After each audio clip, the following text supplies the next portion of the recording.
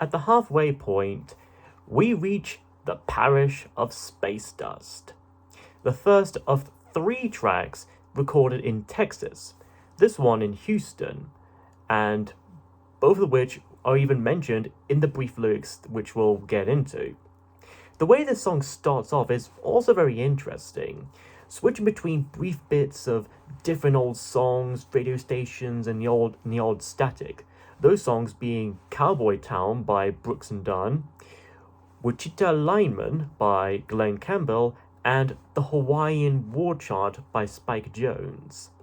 I don't know whether they were deliberately picked out, these tracks in particular, or they just actually had to go out to record a radio and those songs just came out at random and those are the ones they liked the best. But either way, it's still quite an interesting detail, already giving off the impression of traveling on the road with Damon and Tootie and the rest of the crew while listening to the American radio and trying to find something good to listen to. I mean, if you're a big country fan, you might find something. Soon enough, though, we eventually get just that, as the actual music itself enters the fray. A purely electronic waltz with some twangy cymbals. It's both spacey, mellow, and seemingly uplifting. It paints a picture of the Texan landscape beneath this bright, cloudless sky and the scorching sun. But even when the proper music plays out, the radio itself still lingers about in the background, as we could still hear what sounds like a good morning greeting from a newscaster or presenter. At one point, we even hear someone say, "God bless Texas," literally driving home this idealized version of the state and eventually deconstructing it, as we'll see. "Oh, Texas, can you hear me? Speed up on the dawn to the pains, pinks, and blues of Houston in the sun." I mean, I don't care about the speed limit. We don't want to be late for the Houston convention. Where home is a rust in the parish of Space Dust, where the mountains die and today is golden. Now, the title itself may have a few meanings to it. The word parish usually refers to a very small and local unit of government, typically in rural areas, at least here in the UK. But it can also refer to a small district with its own church, pastor, and preach. And Texas itself is often stereotypically considered a very Christian-heavy state, even being grouped in as part of the Bible Belt. That is then contrasted with the phrase space dust, which may be a subtle reference to how Houston happens to be the home of the Johnson Space Center, and especially the Mission Control Center. And that happens to be where we got the classic quote of, "Houston, we've had a problem here." Now, a lot of people think it was, "Houston, we have a problem," mostly thanks to the 1995 Apollo 13 film dramatizing it, directed by Ron Howard and starring Tom Hanks, Kevin Bacon, and the late Bill Paxton. But it was actually, in fact, "Houston, we've had a problem here," which refers to how they had a problem but soon absolved it, as opposed to being in a problem right now. The more you know. See? I can be educational. Now back to this song. If I were to describe it with a simple phrase, I would call it a space country electro waltz song. Another thing to note about David Albarn himself is both his opposition to the presidency of George W. Bush, which played an influence on the Demon Days album, as well as his sense of Britishness, to say the least, embracing it while still being humble and modest about it, and even willing to poke fun at it at times, as evident with Blur albums such as Modern Life is Rubbish and Park Life. And here, he and Tootie are in what may be considered the heartland of America, in where he feels the most out of place and is hoping that he would be accepted as is. Again, that's how I sort of interpret it, at least. It's soothing and triumphant, while also being uncertain to a degree. We haven't reached the light at the end, but we could see a glimpse of it, and we still have quite a way to go. We soon then relapse into another trippy moment with another instrumental piece, The Snake in Dallas, the second of 3 tracks recorded in Texas. This one, of course, being in Dallas. If the Joplin Spider is the musical equivalent of getting high from spider venom, this is the musical equivalent of getting high from snake venom, if that makes any sense. It's pure, slithery electronica that does make me feel like I'm just in the car with Damon and Tootie and Murdoch, cooked and sweating under the Texan sun as we pass by a couple of, flyover bridges or overpasses for those more familiar with US lingo. The convoy winding its way along the roads like a snake crawling its way across the desert terrain. I especially like the climax of the piece where those trumpet-like sounds come back in and play with this sense of triumph and rhythm like a marching band. One other Gorillaz song I would compare this to would be Double Bass, from the eponymous debut album, both being these mostly instrumental and very trippy synth-heavy tracks, something like the kind of music that would play during a bumper on Adult Swim. And if I'm to be honest, and this could be seen as an unpopular opinion, I kind of prefer this over Double Bass. I know, hot take and all, but hear me in. The Snake in Dallas is about slightly less than half the length of Double Bass, and is certainly one of the shorter tracks in this album. Say, the, what was that other track? Like Detroit, for instance, is more of an interlude of anything else, rather than a full-on song in of itself. And yet, it certainly has a bit of a beginning, middle, and end, as well as some build-up in the instrumentation, whereas Double Bass kind of goes all over the place and yet nowhere at the same time, and because of its length, it overstays its welcome just a little bit. I've already talked about it in the album. I've already talked a bit about that song all the way back in my review of the first Gorillaz album a few years ago, if you want to check that out. And like I may have said there, Double Bass isn't exactly the kind of music I would listen to before going to bed late at night. Again, not trying to disparage that song or anyone who may like it more, just like I prefer some certain songs of Gorillaz over others. Now for this track, it almost sounds like one of those background instrumentals you'd hear with someone trying to do some sort of freestyle rap, and honestly, this song here could benefit from that. They must have still had some of the rappers from the Plastic Beach album with them on tour, so Damon could have probably get the time to have someone come in and do a little improv. Snoop Dogg, Bashy, Kano, Mos Def, whoever, I don't know. Get Del the Funky Homo Sapien for all I know. But as is, it's a fine and okay piece of travelling electronica that's worth giving it a chance. However, the mood then changes once more as we head over to Amarillo, the other song to be released as a AA single with Revolving Doors, and the third and last track recorded in Texas. This one in the city of, where else? Amarillo, where Sweet Marie waits for me. However, this ain't Tony Christie we're dealing with here. Oh no, this is something else entirely.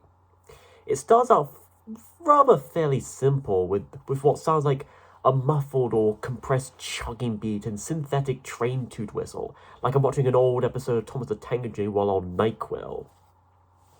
But just then, not even 15 seconds in, and already this song takes an instant turn and opens up into an electronic extravaganza of emotion and enlightenment. This should have gone its own music video. It's that freaking good, and an absolutely underrated track from the Gorillaz library. I dare and say it's probably one of my personal favorite Gorillaz songs, up there with the likes of Tomorrow Comes the Day, Soundcheck Gravity, Feel Good Inc., El Manana, Empire Ants, and Broken, just to name a few.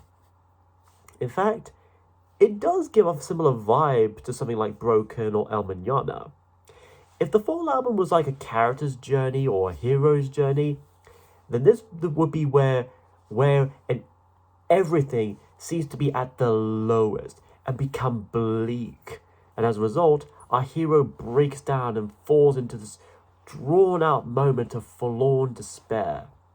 A lonely soul lost in a bleak world, like the acoustic guitar played by Mick Jones, lost in a realm of artificial and synthetic keyboards and synthesizers.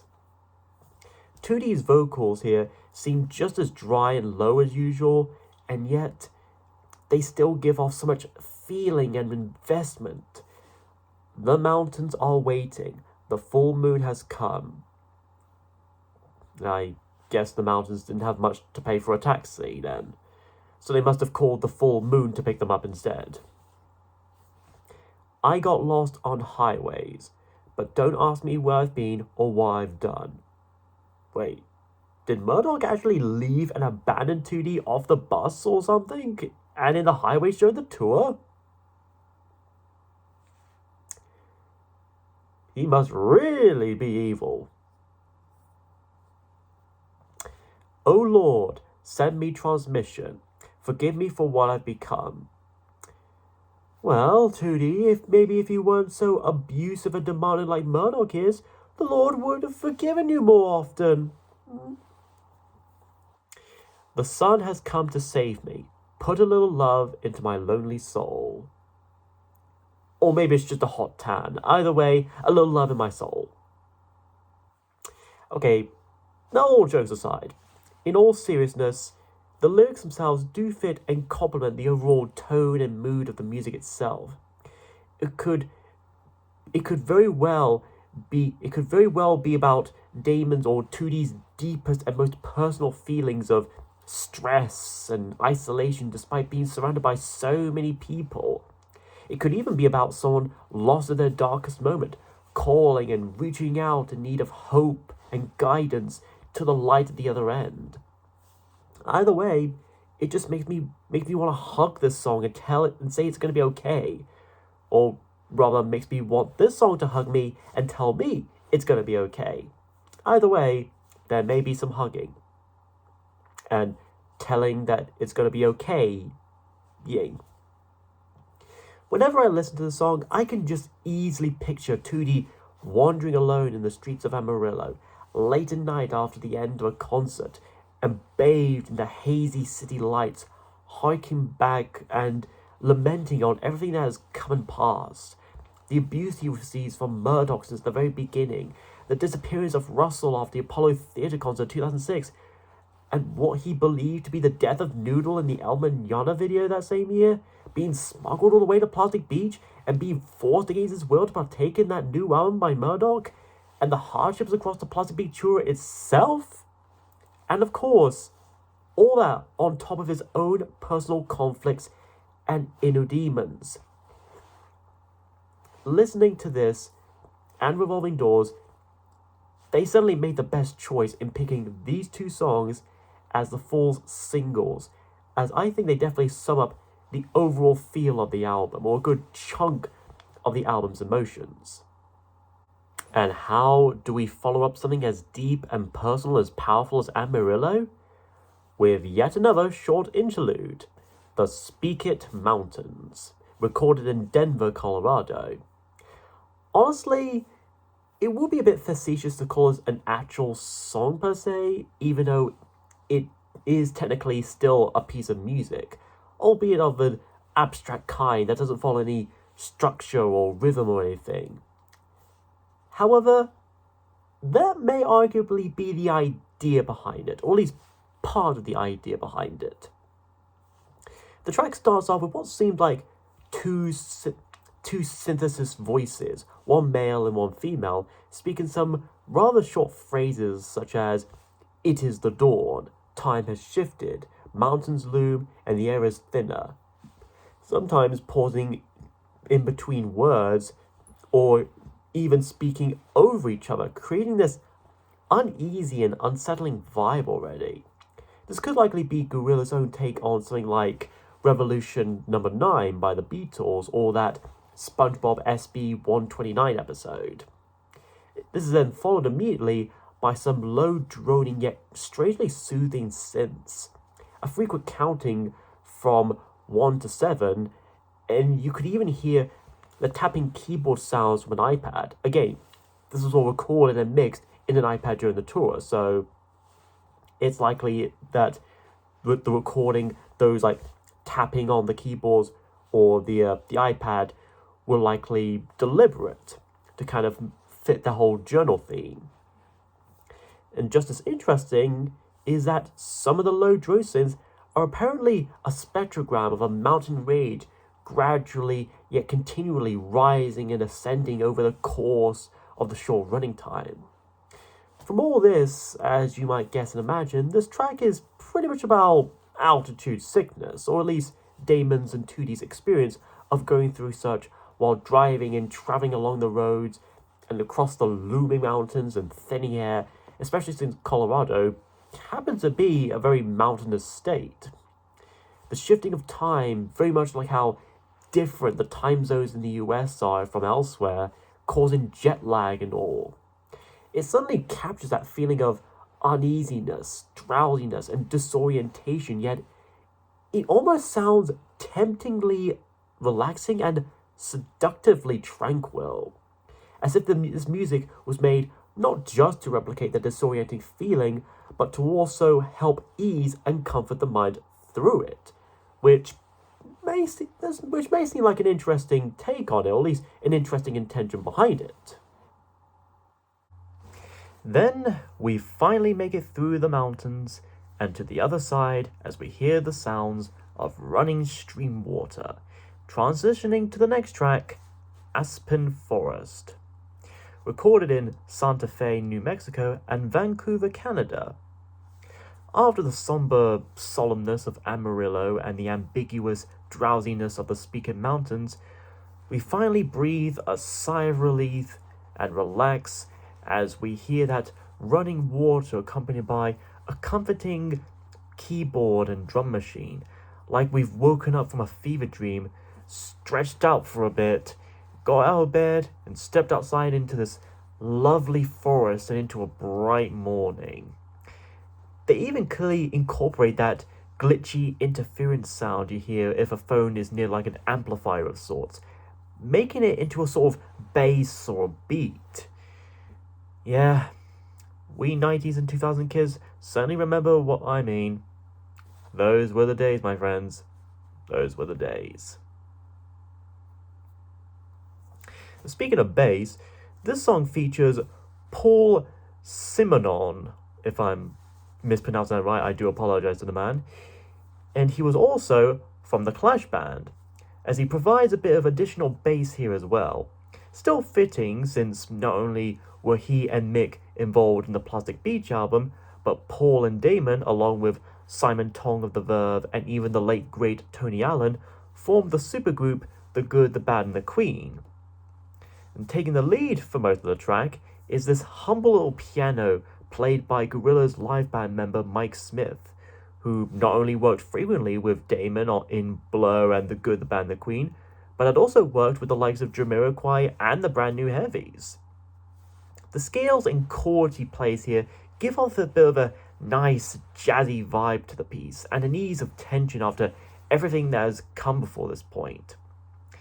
Then in the last 50 seconds or so of the song, the piano's place is then taken by a new instrument, a canon or canon, a Q-A-N-U-N, played by James R. Grippo. Even as the rest of the instrumentation all fade out by the end, that canon still plays on for a bit, before it too fades out as well. It has a bit of an exotic sound and feel to it, sounding a bit like a koto or a zeng, majestically contrasting with the electronicness of the rest of the song, if not the rest of the album. It's almost like a pastoral pop song, if you will, giving us a big breather as we reach the last few stretches of our long journey. I could listen to this track while sitting on a comfy bed outside a cottage in the early hours of the morning. It's that chill. Our uplifting continues with Bobby in Phoenix, the only song here to feature a guest singer, Bobby Womack, who sang in the song Stylo and Cloud of Unknowing from the Plastic Beach album. And it was recorded in Phoenix, Arizona, hence the title. Up to this point, a lot of the Fall album so far had been quite electronic and digital, as I've pointed out, with maybe a few exceptions here and there, such as the ukulele in Revolving Doors, the guitar in Hillbilly Man, and of course the canon in the previous song, Aspen Forest. But even then, in those cases, they often either take a backseat or get interrupted by synths and keyboards as usual. In this case, however, all that tech-savvy instrumental music gets set aside to the background as Bobby's vocals and guitars take the spotlight in this piece of enlightening music. It feels like the sun beaming down its rays of light on my body and soul. But rather than scorching heat and sweat, I instead feel this comforting warmth, a sense of hope, passion, and clarity. I believe the song is about Bobby speaking to 2D and to an extent Damon himself, giving him comfort from all the stress, the uncertainty, the anxiety, all from having to travel and tour and perform across the US, as well as the abuse from Murdoch, of course. Telling him to talk about the city of Phoenix and possibly his feelings as well, ensuring that by doing so, he'll be able to breathe more comfortably, a little better. Adding on to this context, I should also bring up a thing about Bobby himself. You see, at this point by 2010, even when he came back to the limelight with his contributions to Plastic Beach, his health wasn't at or in the best ideal conditions. He survived prostate cancer, but he still suffered from diabetes and pneumonia. And about a year after the release of The Fall, he was diagnosed with colon cancer in 2012. But even when the tumor was removed, he was diagnosed to be in the early stages of Alzheimer's roughly another year later in 2013, struggling to remember other people's names or even his own songs. And it was in June 2014, just 10 years ago now, when he eventually passed away. His life, his very light, had faded away. But even before then, even here, he still manages to give it all his best. While he eventually did one last album in 2012 called The Bravest Man in the Universe, which, funny enough, was co-produced by David Albarn himself, you could consider this Bobby Womack's swan song in some way, offering 2D and Damon one last bit of universal advice and wisdom during this twilight of their journey as he prepares for his inevitable death. No doubt in his mind, or his heart, he still faces it anyway. I'm sure he's up there in the skies right now, in that great gig, jamming and singing some good classic tunes with the likes of Gil Scott-Heron, Ray Charles, Ike Turner, and Bill Withers, just to name a few people. Rest in peace, my man. Rest in peace. And with that, we reach the final stretch of our journey with California and the Slipping of the Sun, recorded in Oakland, California, of course. After the push of hope and confidence in Bobby and Phoenix, Damon and 2D finally make it to the end point of their journey, the last destination. We hear a tannoy voice speaking about baggage and luggage and all that, almost like something you'd hear in an airport or train station, along with some casual chit-chat banter between some of the live band and even some of the associated people as well. Not only Damon, but I think even Jamie Hewlett as well at some point. Then, among the dialogue, the soothing synth and guitar, those frequent glitchy bleeps, and I think at one point we even hear a bit of that melodica as well. I mean, how can you go wrong with a melodica? We finally hear 2D's melodic voice for one last time in this album, albeit through a filter of sorts to make him sound somewhat compressed. And yet, the way he sings almost sounds like he has finally found peace with it himself in some way. I can just imagine him finally making it to the beaches of California after such a long, excruciating travel across the US, feeling that cool breeze in his worn, tired face, the sand beneath his 8 feet, and watching that peaceful sun sink away into the Pacific Ocean and the horizon. Complete and utter bliss and resolve. The lyrics themselves certainly reflect that sense as well. Ocean, now I come again before you. Well, I hope you're able to clean up afterwards, 2D. It can get quite sticky and messy, just saying. Rode along with you in the slipping of the sun, sun on dreamers, repeat the faithful once again. Dreamers, you know you're dreamers. Can you put your hands in your heads? Oh no. Of water, like water off the mountains, and it's the slipping of the sun. And that water is filled with volcanicity, yes.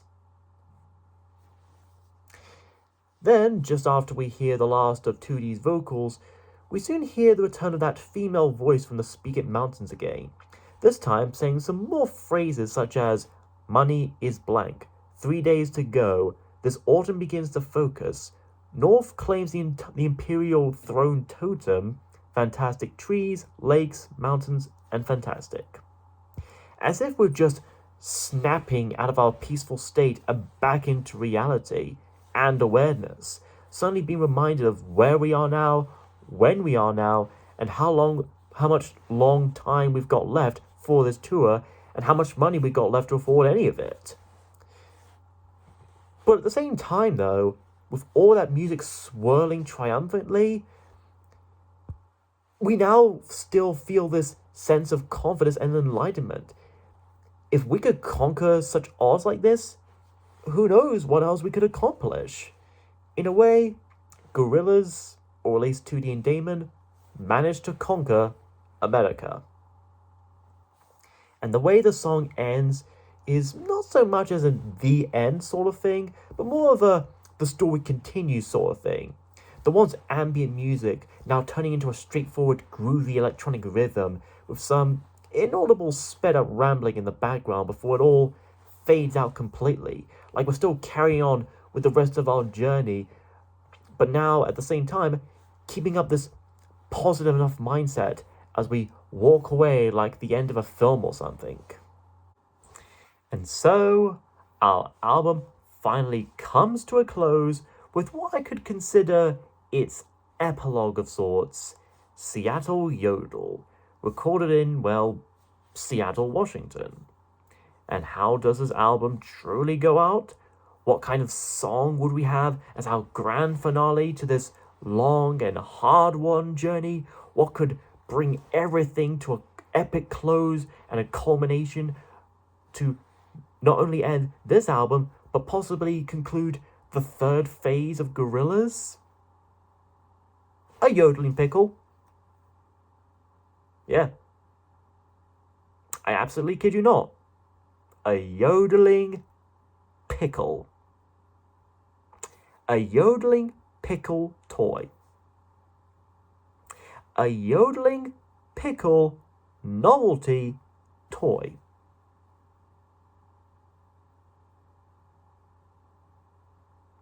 What are the odds? Specifically, the yodeling pickle toy from novelty retailer Archie McPhee, which of course is located mainly in Seattle. My guess is that at some point before or after the Seattle concert, 2D found this toy at the shop and just bought it just to get back at Murdoch and tease him about how green he's getting. I guess that's where all the memes about Murdoch being a pickle came from. Though that may leave a few questions of what actually happened with the pickle toy after the full album had wrapped up. Maybe Murdoch had enough of it and decided to just break and dispose of it at some point, just like he did with that nice megaphone that was seen and used in the Feel Good Inc. video. The megaphone that he said he bought for 2D, by the way. According to the commentary he did on his own on that Feel Good Inc. video. Gorillaz lore can be a bit weird, is what I'm saying. And that's pretty much all what this track is, if I can even call it a track.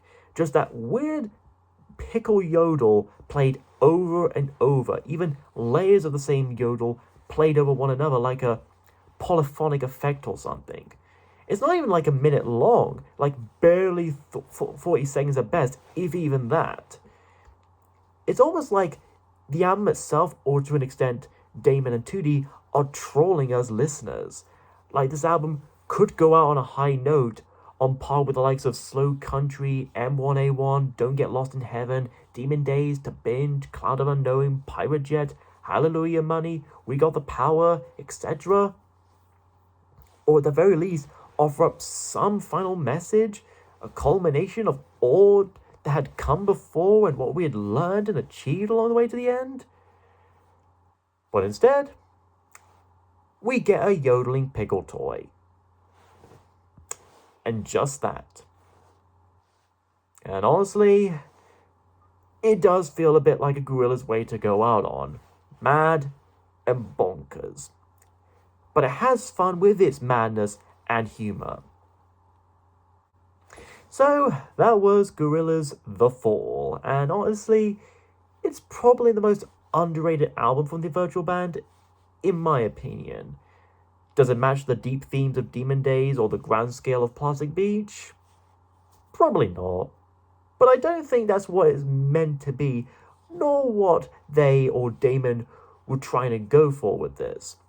In a way that you could consider the self-titled debut album as Russell's album, Demon Days as Noodle's album, and Plastic Beach as Murdoch's album, The Fall, in a way, is 2D's album. Nearly complete freedom to make and do whatever he may want.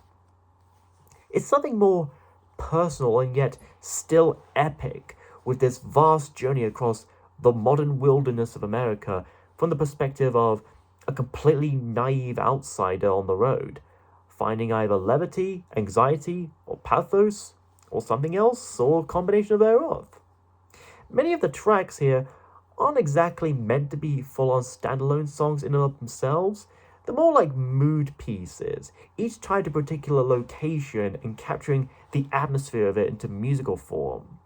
And I think 2D and Damon did the best they could on this album. Especially impressive since, like I've brought up time and time again, they managed to record, mix, and save all this with an iPad. I just wish I could do that with my MacBook. And even then, a lot of the songs and tracks here do remain pretty good highlights, if not become some of my favorites. Revolving Doors, Amarillo, Aspen Forest, Pink Plastic Bags, Chi-Town, just to name the ones off the top of my head. There's certain highlights for me in my opinion, and I think the album overall is definitely a road trip album. Something I would listen to while riding a long car ride or a mountain holiday and just wandering around in town like I'm in Barcelona or something.